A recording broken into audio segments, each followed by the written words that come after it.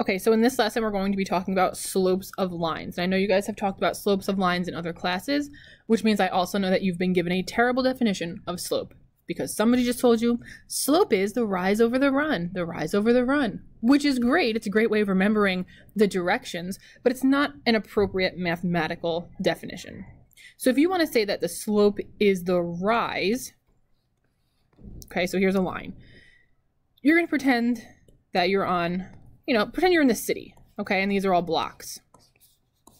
If you want to talk about how far up you have to go or you have to rise, you have to talk about the change in your vertical direction and the change in your horizontal direction. So slope is just a ratio of change. So it's the ratio of the vertical change, and vertical is going parallel with the y-axis, so this is going to be your y coordinates, to the horizontal change. And the horizontal is running, of course, parallel to the x-axis. Okay, now when you think about change, let's say you go to the store, you have $5, your item costs $3, you want change, so you subtract and you find 2. So that's why we're going to be subtracting in the slope formula. I want to find the change in direction, and then I want to compare the vertical to the horizontal. You've seen this formula in the past, so it says y2 minus y1 over x2 minus x1. So let's go ahead and use that on this first example. When you're using this, you want to make sure that you have clearly distinguished points. So I'm going to pick this point because I know where it is. I don't want to pick this point. I don't really know where that is. But I can also distinguish this point. Now, I know I can count the rising change is 2, and it's going 3 horizontally. So the slope should be up 2 over 3. I can go ahead and take the coordinates off of here. This would be at negative 1, 2, 3, 4. So 0, negative 4, and I wanted to pick this point, which is at 1, 2, 3, and then down 1, 2. And then I can go in here and I can label x1, y1, x2, y2, lots of labeling. Now I have to make sure I keep them organized. So negative 2 minus y1, but now I have to be careful because that's a negative. So minus negative 4 over x2, okay, so that's 3, minus x1, and that's 0. Okay. Negative 2 minus negative 4. Well, that's going to be positive 2. And 3 minus 0 is 3, so I get 2/3. So yes, I could count the slope, which is 2/3. However, if I'm not on a coordinate plane, I do have to use this formula. The formula is a little bit confusing because if you mess up x1 or x2 or y2 or y1, the whole problem is going to be thrown off. So remember in the beginning of the school year when we were lining up our coordinates vertically and we were able to easily subtract that way. We're going to do the same thing. So let's go back to this problem. I'm going to pick 2 points. This one's at 3, 0. And I'm going to pick this point down here, which is at 2, negative 1. It won't matter which point you put on top. So 3, 0, 2, negative 1. For fun, I'll do 2, negative 1 here, and then I'll do 3, 0. Oops. My formula tells me that I need to find the change in y's. Okay, well from 0 to negative 1, it changes by 1. And from 3 to 2, it changes by 1. Where am I here?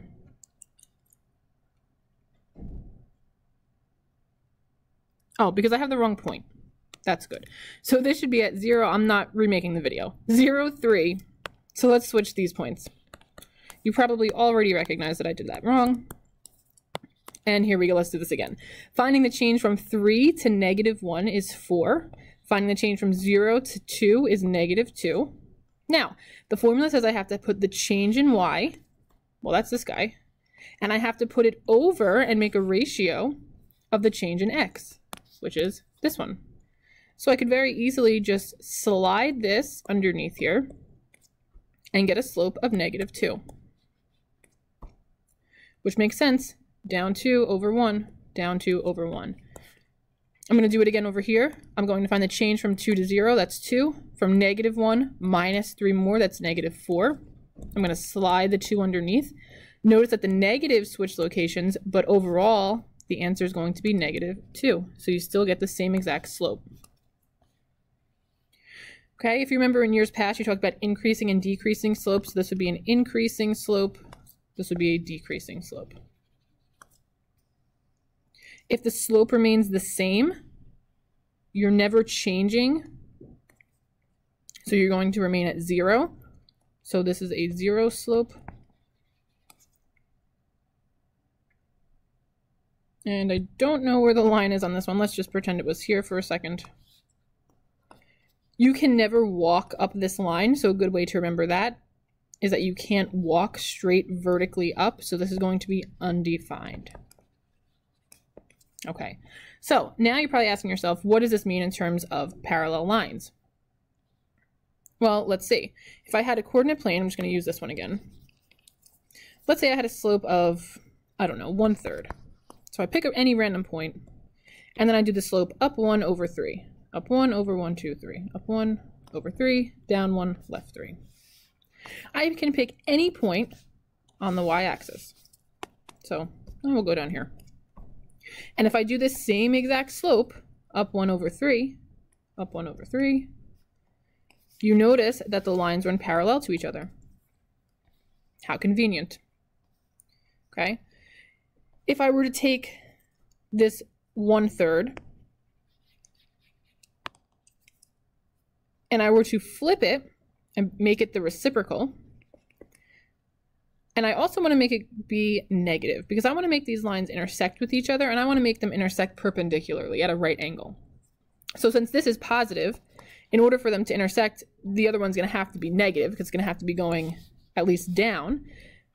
So let's say I pick any point on this line and I do the slope of down 3 over 1, up 3 over 1, up 1, 2, 3 over 1. These lines will be perpendicular to each other. They don't necessarily need to meet at like a little crosshair here. They can meet somewhere in the middle of the line. And we'll talk about that in a different lesson. But that's the concept that we're looking at. So parallel lines have the same slope.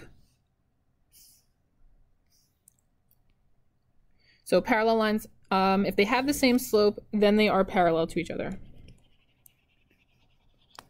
And two non-vertical lines are perpendicular if and only if their slopes are opposite and reciprocals.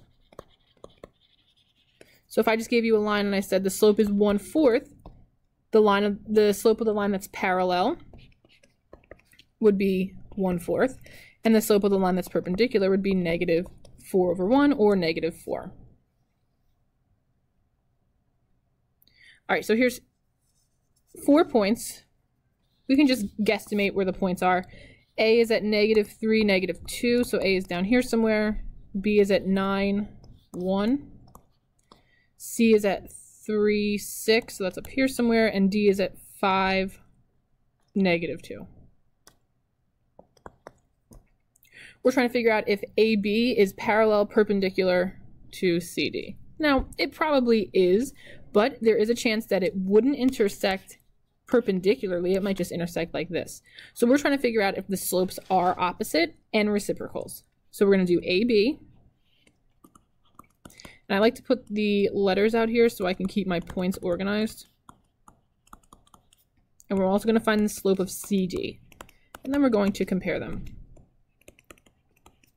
You're finding the change, so make sure you subtract your points. -3 minus 9 more is -12. -2 minus 1 more is -3. Slide this underneath to get your ratio. Simplify so it's 1/4. Do it again. 3 minus 5 is -2. D is not a point. It should be a 6. 6 minus -2 is 8. Slide this underneath here. The change in y over the change in x equals -4. So 1/4, -4, those are opposite reciprocals. So you're just going to say that they're perpendicular. You don't need to write the whole word perpendicular. Remember, this little upside down T will tell you that it's perpendicular, so you can just go ahead and write that. Number 6, if you don't want to graph it, you don't have to. You're just trying to figure out MA and TH's relationship. So MA, -6, 1, 2, 8.